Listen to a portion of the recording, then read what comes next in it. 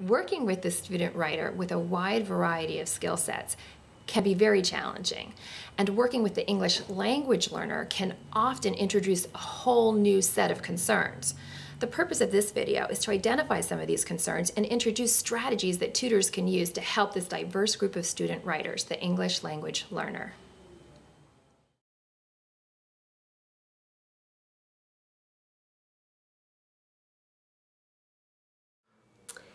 It would be great to have a strategy for teaching cultural literacy to my students.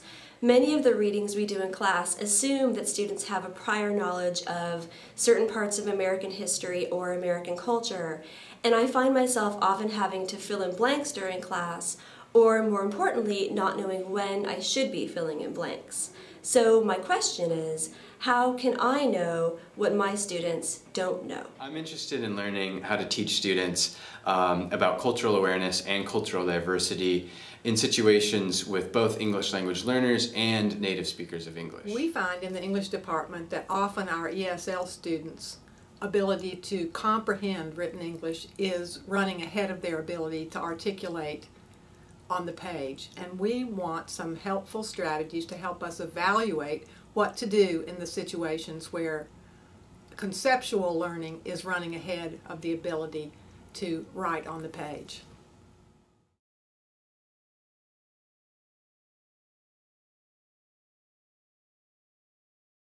I think there's a big difference between the essay in my country, which is the Philippines, and the essay here in College of Marin in the United States. The organizations, the grammar, and I think the structures of the essay, and also the length of that essay. In my country, we only have informations. Unlike here in the United States, we have by points, informations, and explanation. And also the length of the essay.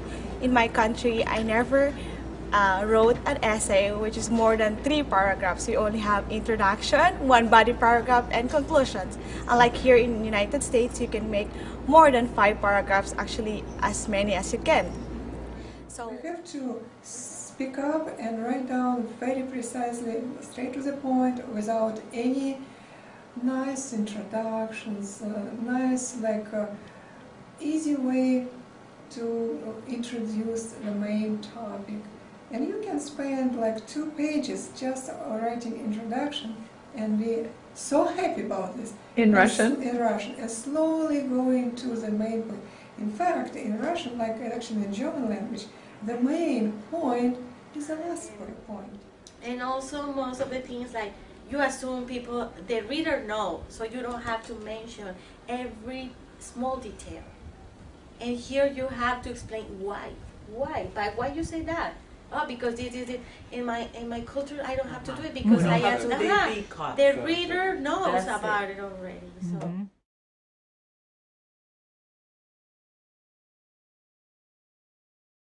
It can get very frustrating for me when I see a plethora of grammar errors.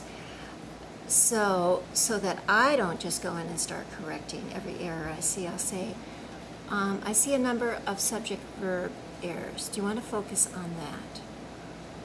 So we'll go through sentence by sentence, and I'll say, I see an error here. Do you see it? What is it? If it's a subject-verb error.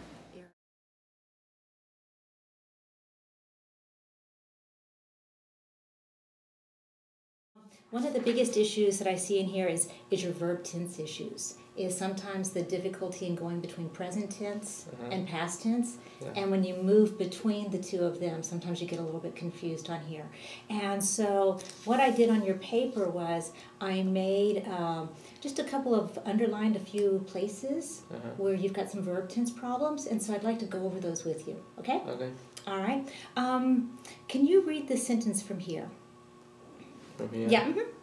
But I am unlike a few of my friends because I did make a right decision to go to college after I finished high school in 2011. Let's take a look at the things that I marked here. I just did 3. Okay. Do you want to read this sentence out loud for me? Okay. He describes dreams as important moments in our lives and also the way how they influence us. Okay. Is there anything in this section here, the way how they influence us, that sounds... Well, it sounds good to me. It sounds good to you. Okay.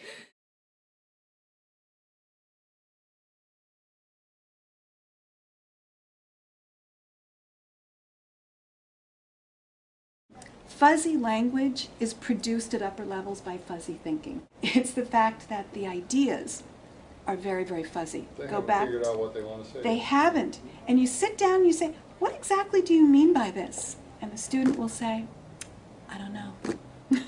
No wonder it's not clear. Well, there's as many So a lot of times it's working as through there that. are students and teachers. Right. I think we're pretty good sometimes at judging, is it a deep structure, meaning issue?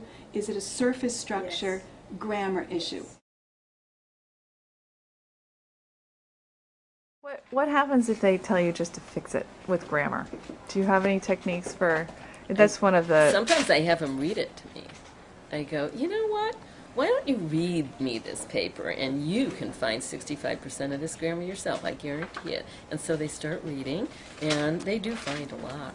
And then I'll just put a check in a margin sometimes and go, there's an issue here, there's an issue here, there's an issue here, now find them. You know, often it's the same issue in every sentence. It's a subject-verb agreement problem, but whatever, you know, I mean, so having them read it can be valuable depending on the student.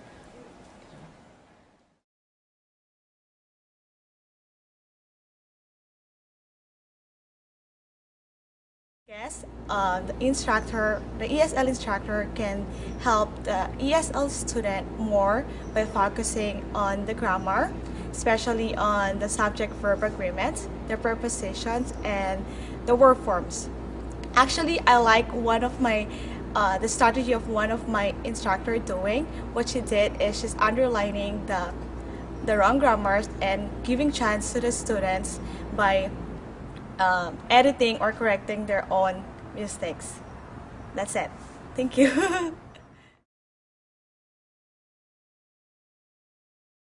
Sometimes I say, I can tell that I read what they've got and it just doesn't make any sense. And I say, tell me what you just wrote here. Yeah. And they say, well, you could read it. And I go, yeah, but I want you to tell me in your own words, okay? Yeah. Like, what's your main idea here, and what are the important things I should be learning from this, okay? What are you teaching me from this paper? And then it makes them think, what are they supposed to be conveying? It's really helpful for me when the tutor gives me some example when she's explaining, not just give me the answer, you know, some example which is easier for me to think in my head, imagine and make it my experience and think.